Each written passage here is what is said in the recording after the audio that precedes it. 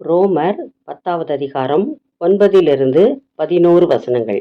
என்னவென்றால், கர்த்தராகிய இயேசு கிறிஸ்துவை நீ உன் வாயினாலே அறிக்கையிட்டு, தேவன் அவரை மரித்தோரிலிருந்து எழுப்பினார் என்று உன் இருதயத்திலே விசுவாசித்தால் ரட்சிக்கப்படுவாய்.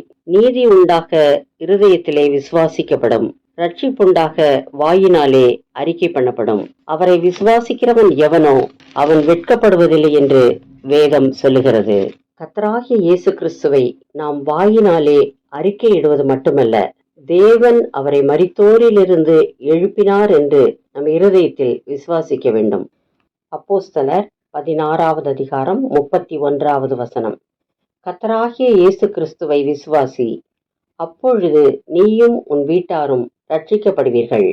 விழித்திருந்து ஜெபம் பண்ண வேண்டும், விசுவாசத்தில் நிலைத்திருக்க வேண்டும். அப்பொழுதுதான் கர்த்தருடைய வசனம் என்றென்றைக்கும் நமக்குள் நிலைத்திருக்கும். வசனம் நமக்குள் நிலைத்திருந்தால் மட்டுமே நாம் ஆவிக்குரியவர்கள். எப்படிப்பட்ட சூழ்நிலைகளிலும் கர்த்தருக்கென்று நாம் வாழ வேண்டும்.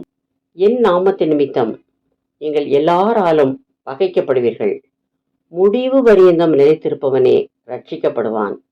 1 தீமோத்தேயு 6வது அதிகாரம் 11-12 வசனங்கள்.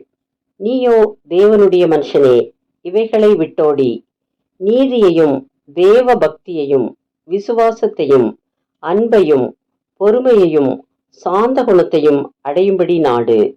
விசுவாசத்தின் நல்ல போராட்டத்தை போராடு, நித்திய ஜீவனை பற்றிக்கொள்.